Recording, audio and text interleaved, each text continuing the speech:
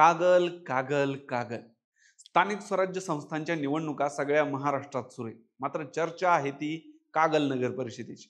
दोन कट्टर विरोधक समरजित घाटगे आणि मंत्री हसन मुश्रीफ अनपेक्षितरित्या एकत्र येऊन दोन राष्ट्रवादी एकत्र येऊन शिंदे सेनेच्या मंडलिकांना एकटं पाडत असल्याने याची सगळीकडे चर्चा सुरू आहे. पण दोन विरोधक एकत्र आले एवढ्यापुरतं हे राजकारण थांबत नाही. यामागे आणखीही काही अदृश्य शक्तींचा हात असल्याने राज्य पातळीवरील नेते ही युती घडवून आणण्यासाठी प्रयत्नात होते असं बोललं जात आहे. उगाचच नाही कागलला राजकारणाचं विद्यापीठ म्हटलं जातं. काय आहे तिथल्या राजकीय उलथापालथींची समीकरणं समजून घेऊया या व्हिडिओमध्ये. नमस्कार, मी दिनेश, तुम्ही पाहताय महाराष्ट्र गट्टा.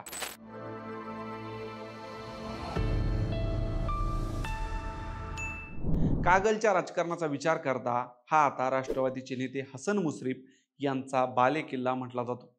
त्यांचे विधानसभेतले कट्टर विरोधक समरजित घाटगे त्यांच्यातला संघर्ष इतका टोकाचा होता की तो वैयक्तिक टेकेपर्यंत येऊन ठेपला. मागच्या काही वर्षात हसन मुश्रीफ यांच्या विरोधात भाजपने दिलेल्या बळामुळे समरजित घाटगे हे मुश्रीफांसाठी मोठं आव्हान ठरले होते. पण अजितदादांसोबत मुश्रीफ महायुतीत सहभागी झाले आणि समरजित घाटगे यांचं विधानसभेचं तिकीट कापलं गेलं. नाईलाजाने त्यांना 2024 विधानसभेला भाजपला रामराम ठोकावा लागला आणि ते राष्ट्रवादी शरद पवार गटातून उभे राहिले. त्यात त्यांचा पराभव झाला. या स्थानिक स्वराज्य संस्थांच्या निवडणुकीत हीच स्पर्धा, हाच संघर्ष अजून तीव्र होईल अशी अपेक्षा सर्वांना होती. पण कागलला उगाच नाही राजकारणाचं विद्यापीठ म्हटलं जातं. इथं ही काही पहिली वेळ नाही जेव्हा कट्टर विरोधक हे सोबत आलेले आहेत. इथलं राजकारण हे भल्या भल्यांना चकवा देणार आहे, हे पुन्हा एकदा सिद्ध झालं. अशाच युत्या याआधीही कागलच्या राजकीय इतिहासात पाहायला मिळालेल्या आहेत. मात्र आता आपण बोलणार आहोत यामागे असलेल्या अदृश्य शक्तींविषयी. एका नगर परिषदेचे महाराष्ट्राच्या राजकारणावर काय परिणाम होत आहेत किंवा राज्याच्या राजकारणात सुरू असलेला अंतर्गत कुरघोड्यांचा संघर्ष, त्याच्या पाऊलखुणा कशा या नगर परिषदेत दिसत आहेत, हेच समजून घेण्याचा प्रयत्न आपण या व्हिडिओत करत आहोत. 2022ला एकनाथ शिंदेंना महायुतीत सहभागी करून घेतलं खरं, पण मुख्यमंत्री बनलेल्या एकनाथ शिंदेंनी मिळालेल्या संधीचं सोनं केलं आणि मुख्यमंत्री देवेंद्र फडणवीस यांच्यासमोर मोठं आव्हान म्हणून ते उभं ठाकले. त्याच वेळी अनेक राजकीय जाणकारांनी एकनाथ शिंदे हे देवेंद्र फडणवीसांना भविष्यातील मोठं आव्हान म्हणून उभं राहतील हे भाकीत केलं होतं. परंतु एकनाथ शिंदेंना शह देण्यासाठी किंवा त्यांना बॅलन्स करण्यासाठी अजित पवारांना महायुतीत त्यावेळी भाजपने सहभागी करून घेतलं. 2024 विधानसभेनंतर जेव्हा मुख्यमंत्रीपद आपल्याला मिळेल ही अपेक्षा ठेवून असलेल्या एकनाथ शिंदेंना उपमुख्यमंत्री पदावर समाधान मानावं लागलं. त्यावेळी शिंदेंची शिवसेना आणि भाजप हा महायुतीतला अंतर्गत संघर्ष सुरू झाला आणि त्यासोबतच स्वतःहून भाजपने मोठ्या केलेल्या एकनाथ शिंदेंना शांत करण्यासाठी किंबहुना त्यांचे पंख छाटण्यासाठी भाजपने विधानसभेनंतर आपले प्रयत्न सुरू केलेले आहेत.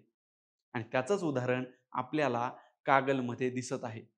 वरकरणी ही युती दोन राष्ट्रवादीच्या नेत्यांमधली वाटत असली, हसन मुश्रीफ आणि समरजित घाटगे एकत्र येत असले असं दिसत असलं, तर यामागे शिंदेंच्या एका मोठ्या नेत्याला एकटं पाडण्याची ही रणनीती असल्याचं बोललं जातंय. खासदार संजय मंडलिक यांना एकटं पाडण्याचा हा डाव राज्य पातळीवरचे भाजपचे नेते आखत असल्याचं बोललं जातंय. राज्यात अनेक ठिकाणी एकनाथ शिंदेंच्या नेत्यांना एकटं पाडतानाचं चित्र महायुतीतल्या घटक पक्षांकडून किंबहुना काही वेळा तर महाविकास आघाडीतल्या घटक पक्षांना सोबत घेऊनही होताना दिसत आहे. रायगडमध्ये भाजप आणि राष्ट्रवादी सोबत येऊन शिंदेंच्या शिवसेनेला शह देते. सांगोल्यात भाजप, शेकाप आणि उभाटा एकत्र येऊन शिंदेंच्या नेत्यांना एकटं पाडत आहेत. ठाण्यात तर शिंदेंचेच नगरसेवक भाजपकडून फोडण्याचं काम सुरू आहे. आणि ही सगळी उदाहरणं काही अपवाद नाहीत. कागलमध्ये या दोन विरोधकांना एकत्र आणण्याचं काम सुद्धा भाजपच्याच एका नेत्यानं केल्याची चर्चा जिल्ह्याच्या राजकारणात सुरू आहे. नगर परिषद हे त्यासाठीचं फक्त निमित्त आहे. मंडळी, महायुतीतला हा अंतर्गत संघर्ष पुढील काळात कुठं जाऊन ठेवतो हे निवडणूक निकालांवरच अवलंबून आहे. विशेष करून मुंबईत भाजपला शिंदेंच्या शिवसेनेची गरज पडणार आहे. त्या दृष्टीने हा संघर्ष पुन्हा एकदा विरोधकांसाठी आयतं खोलीत म्हणून मिळेल का, हे पाहण्यासारखं असेल. तुम्हाला या सगळ्याविषयी काय वाटतं कमेंटमध्ये सांगा आणि राज्याच्या राजकारणाच्या राजकीय विश्लेषणासाठी महाराष्ट्र कट्टाला सबस्क्राईब करा. धन्यवाद.